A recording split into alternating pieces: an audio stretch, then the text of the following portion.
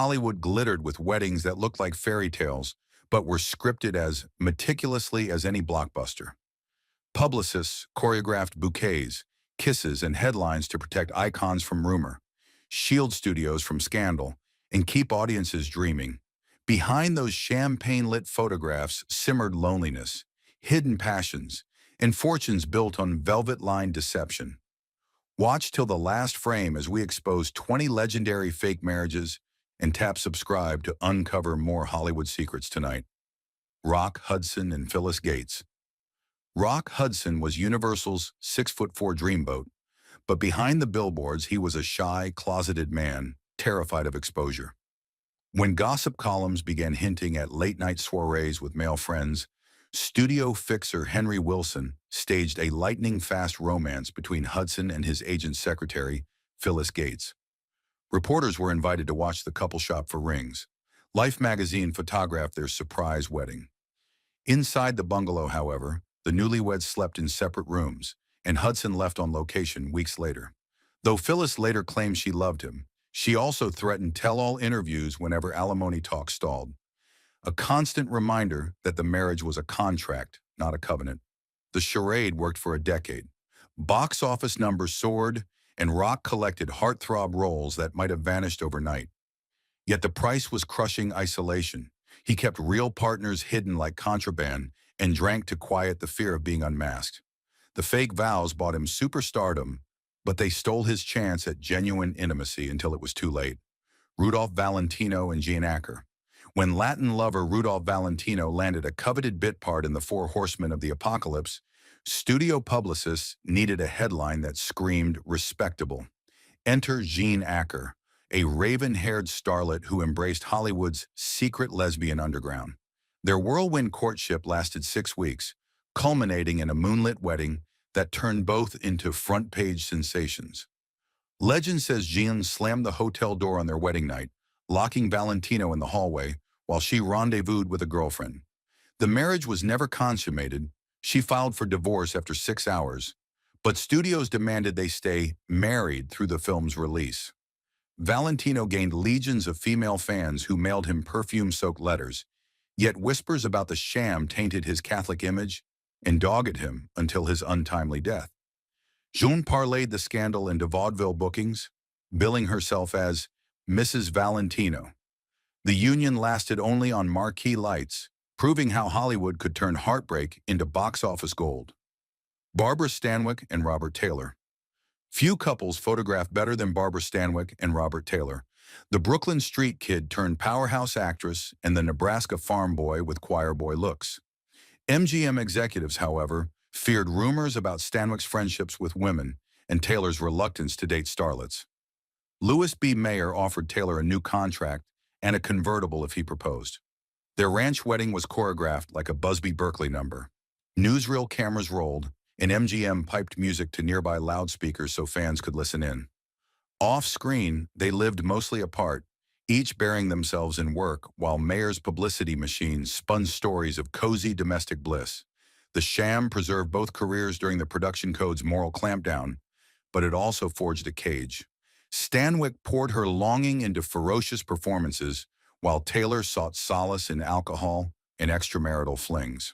When they divorced in 1951, the studio issued identical statements of mutual devotion, proof that even farewells were scripted. Cary Grant and Virginia Cheryl. Cary Grant was the epitome of urbane charm, but early in his career, whispers circulated about his shared beach house with fellow actor Randolph Scott. To smother speculation, Paramount introduced him to rising actress Virginia Cheryl, famous for playing the blind flower seller in Chaplin's City Lights. Their courtship unfolded under the paparazzi's flashbulbs, polo matches, yacht parties, a quickie desert wedding. Grant later joked he realized the mistake during the ceremony, while Cheryl discovered he vanished to Scott's bungalow after work. The marriage limped along for 13 months before she sued for cruelty, demanding a weekly allowance that dwarfed his salary. The scandal could have sunk him, yet studio spin doctors recast him as a wounded romantic, and audiences flocked to his next picture, The Awful Truth. Cheryl left Hollywood for European society circles, her film offers evaporating. The union that began as a cover story ended as a cautionary tale. In Tinseltown, even love can be a special effect. Charles Lton and Elsa Lanchester. British imports Charles Lton and Elsa Lanchester married on a drizzly London afternoon, long before Hollywood beckoned. Elsa, bohemian, witty, fiercely independent, agreed to the match knowing Charles wrestled with feelings society refused to name. In America, gossip columnists marveled at the odd couple. He, the brooding actor of Mutiny on the Bounty, she, the whimsical muse who became the Bride of Frankenstein. Their storybook marriage shielded Charles from damning headlines while allowing Elsa to pursue lovers of her own. Whenever reporters pried, she deflected with jokes, and he retreated into character work so intense it masked private anguish. Professionally, the facade worked. Studios handed Charles prestige roles, confident no scandal would erupt, and Elsa secured quirky parts that celebrated her eccentric charm. Yet the cost was borne in silence. Charles's loneliness deepened, and Elsa's artistic ambitions were often eclipsed by her role as guardian of his secret. When he died in 1962, she confessed, "We were married, but we lived different lives." Their partnership proved a marriage could be both tender and thoroughly make-believe, scripted to keep the spotlight kind. Janette Gaynor and Adrien, an Oscar-winning ingenue and MGM's most flamboyant costume designer, seemed an odd pairing, until you read the studio memos. Rumors about Janet's close friendship with actress Mary Martin and Adrien's preference for after-hours soirees with male dancers threatened to stain both brands. Louis B. Mayer engineered a picture-perfect garden wedding, flown in by Photoplay and Life to splash across newsstands. In public, they were the dream couple renovating a Beverly Hills hacienda. In private, they kept separate wings and synchronized travel schedules so their true companions were never photographed. The sham allowed Janette to age gracefully into America's darling roles and let Adrien sell his wasp-waist gowns without scandal. Yet the cost was invisibility. Friends whispered that the two most creative souls on the lot lived as polite strangers.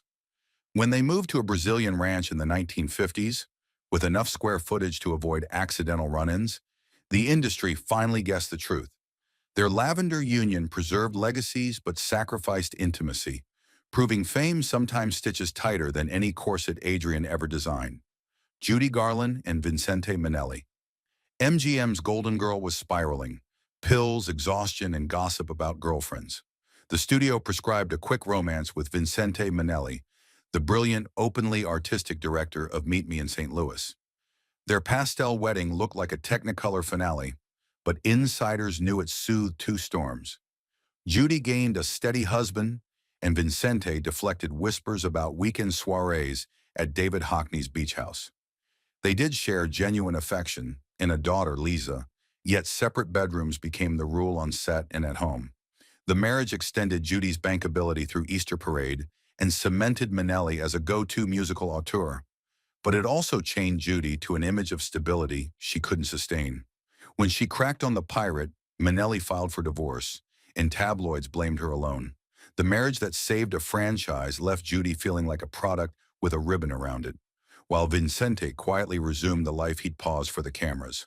Janette Macdonald and Raymond. Janette's soprano duets with Nelson Eddy ignited fantasies of a real-life romance, until fan clubs started prying. MGM hurried her into arms of blonde leading man Raymond, rumored to enjoy late-night drives down Sunset with army buddies.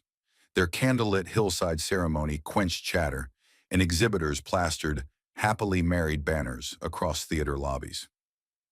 Behind the French doors, Jean hosted parties where Janette rarely appeared, and she found solace breeding dogs on the far side of the estate.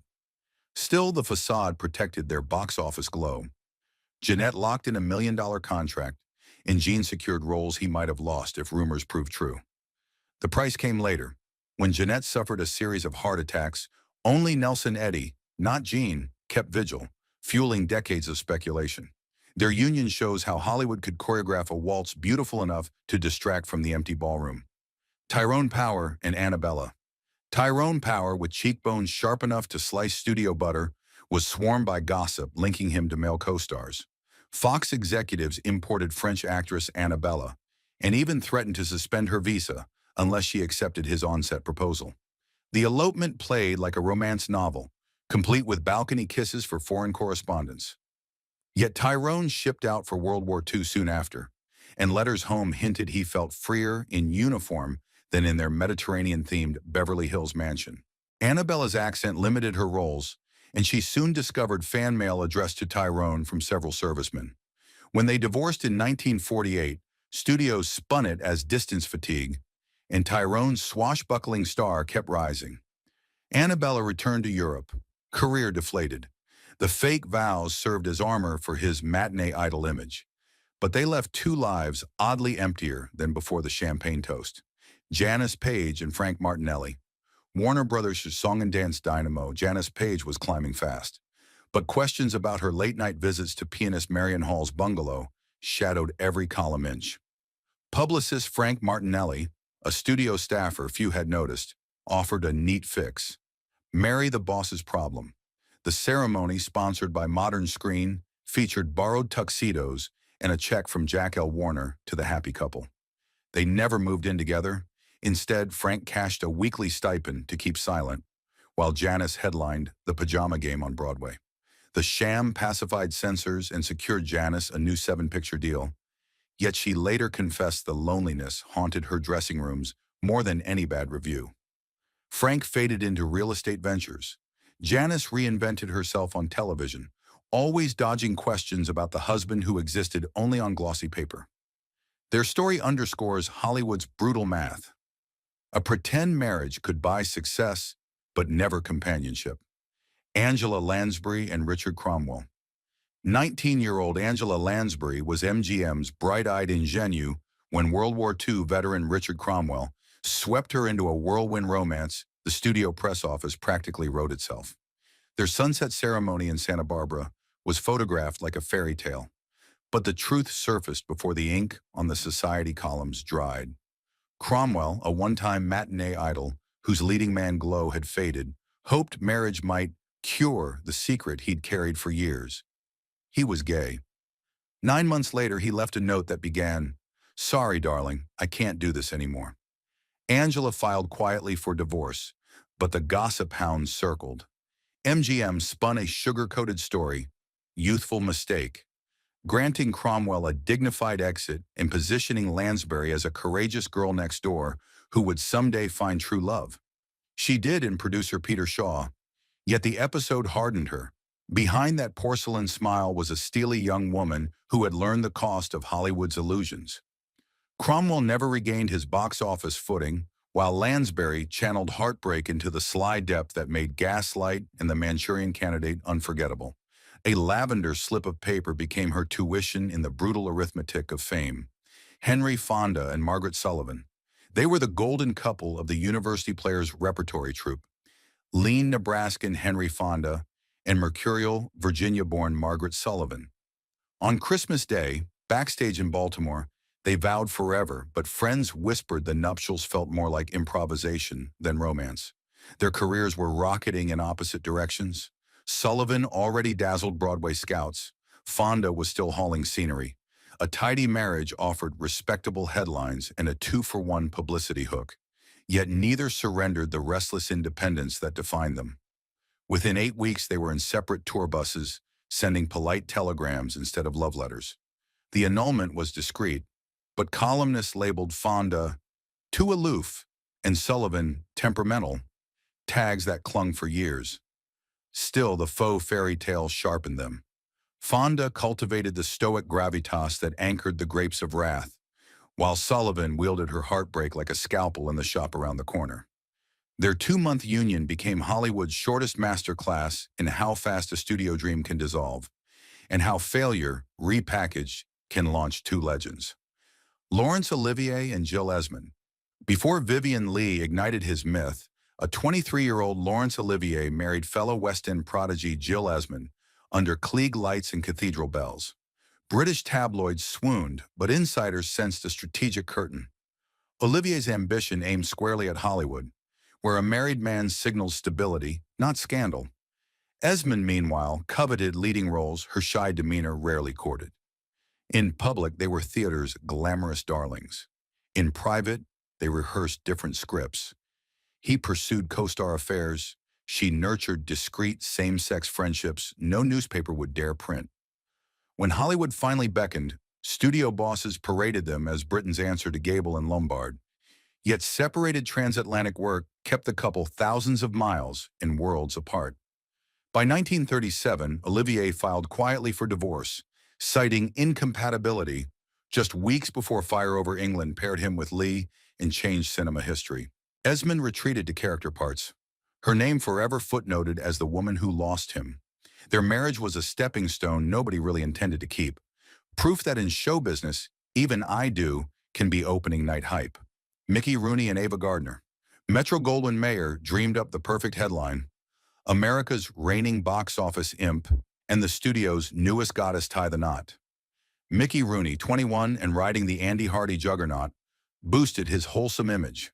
Ava Gardner, 19 and untested, gained instant marquee value. The wedding was a photo op circus, golf clubs for props, press agents for bridesmaids. But behind the studio-issued smiles, their worlds could not have clashed more. Ava longed for serious roles and adult respect. Mickey craved perpetual adoration and off-camera indulgence. MGM mandated togetherness tours, yet Rooney spent nights at racetracks while Ava studied elocution alone. 9 months in, she found herself a punchline in gossip columns chronicling Mickey's affairs. Studio fixers brokered a spin-friendly split. Mickey's career rolled on, though the scandal dinged his boy-next-door halo, while Ava reinvented herself at Universal, eventually wielding heartbreak like a weapon in The Killers. Their marriage was less love story than casting call, an object lesson in how studio alchemy could forge and shatter 2 careers overnight. Niels Astor and Vivian Duncan. Swedish heartthrob Niels Astor was Hollywood's male Garbo, a silent screen icon whose smoldering gaze concealed forbidden truths. Whispers about dalliances with male directors threatened his stateside ascent, so MGM orchestrated a swift solution. Marry vivacious vaudevillian Vivian Duncan, one half of the famous Duncan sisters. Their vows in Bavarian splendor birthed tabloids' international baby narrative when daughter Evelyn arrived. But the honeymoon imploded under competing lives. He chasing contracts, she touring musical comedies. Off-set, Astor maintained romances with stuntman Ken Dumaine, while Vivian cultivated her own companions on the road. 2 years later, divorce papers ended the charade, yet damage lingered. Studios stopped pitching Neil's romantic leads, relegating him to exotic villains, while Vivian's stage sparkle dimmed without her sister in tow. Still, their brief, implausible union brought both a moment of glittering safety in an era when honesty meant exile.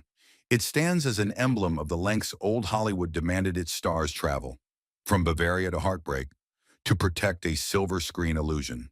Tallulah Bankhead and John Emery. Tallulah Bankhead's reputation for cigarette-rasped wit and pansexual appetite terrified Hollywood censors. Producers prayed she would agree to a wholesome headline, and actor John Emery, handsome, discreet, in need of studio favor, fit the bill. The pair announced their engagement after only 3 public dates, sealing the deal at Manhattan St. Luke's with more reporters than guests. In reality, Tallulah spent her wedding night at a Greenwich Village speakeasy, while John returned to his bachelor flat. For 3 publicity-blitzed years, they posed at premieres, but friends joked their most intimate moments were on red carpets. The sham bought Tallulah a second act in films like Lifeboat by muting gossip, and it won John roles at RKO he'd never sniffed alone. Yet the price was spiritual frostbite. Tallulah's letters speak of living in a costume, and John slipped into alcoholism once the cameras turned away. Their civil divorce in 1941 liberated both, but Tallulah later quipped, "Darling, the only thing we had in common was the aisle."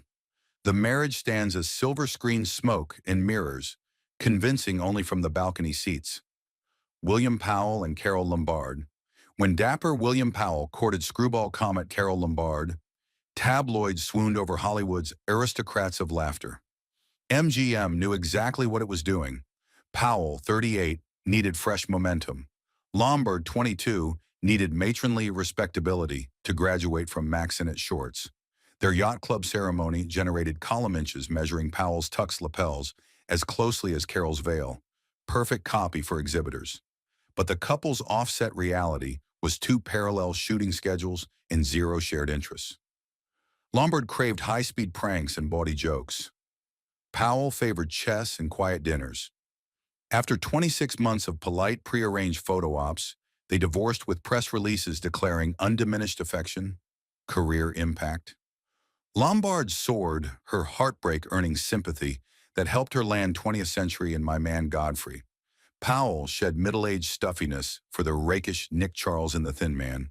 Their amicable split proved a studio could script not just the marriage but the breakup and transform both stars into hotter properties in the bargain. Katharine Hepburn in Ludlow Ogden Smith. Before she was Hollywood's icon of fierce independence, Katharine Hepburn married Philadelphia socialite Ludlow Ogden Smith in a quiet mainline ceremony. To East Coast society, the match screamed propriety, but within the marriage, Kate insisted on calling herself Catherine Houghton, rearranged his name to S. Ogden Ludlow for anonymity, and spent most nights in rehearsal halls. Smith, patient and socially connected, underwrote her early-stage failures, while shielding family gossip about her boyish clothes and rumored female crushes. Hollywood soon beckoned, and studio executives loved the optics. A well-bred Yankee husband suggested Hepburn was merely eccentric, not transgressive. The couple lived bi-coastally, he in Philadelphia clubs, she in RKO soundstages, meeting mainly to sign tax forms. In 1934, they divorced quietly. Kate paid alimony, joking she'd hired him for a part, and the run was over. The faux traditional union bought her a scandal-proof launch pad, allowing her to evolve into the era's most unapologetically single woman, a paradox only a fake marriage could enable. Buster Keaton and Natalie Talmadge. Silent clown Buster Keaton fell for Natalie Talmadge, part of the powerful Talmadge sister trio, under her mother's watchful eye. The wedding was a society spectacle, but insiders whispered it was producer Joseph Schenk's peace treaty. Natalie gained the security her mother demanded, and Buster secured access to the Talmadge distribution empire. From day one, intimacy was rationed. Natalie declared two sons sufficient before banishing Buster to the guest room. Photoplay spreads showed domestic bliss at their Beverly Hills mansion, yet Buster slept on studio couches after marathon shoots, anesthetizing loneliness with bourbon. Still, the union protected his wholesome image through box office triumphs like Sherlock Jr. and The General. As talkies dawned, Natalie filed for divorce, seized the mansion, and barred him from seeing the boys. The storybook marriage had shielded Buster's career at its zenith, only to drain him emotionally and financially when the spotlight dimmed, a pratfall with no safe landing. Cole Porter and Linda Lee Thomas. Though composer Cole Porter sailed closer to Broadway than Hollywood, his music scored countless Golden Age pictures, and his marriage to Southern heiress Linda Lee Thomas became the era's most elegant open secret.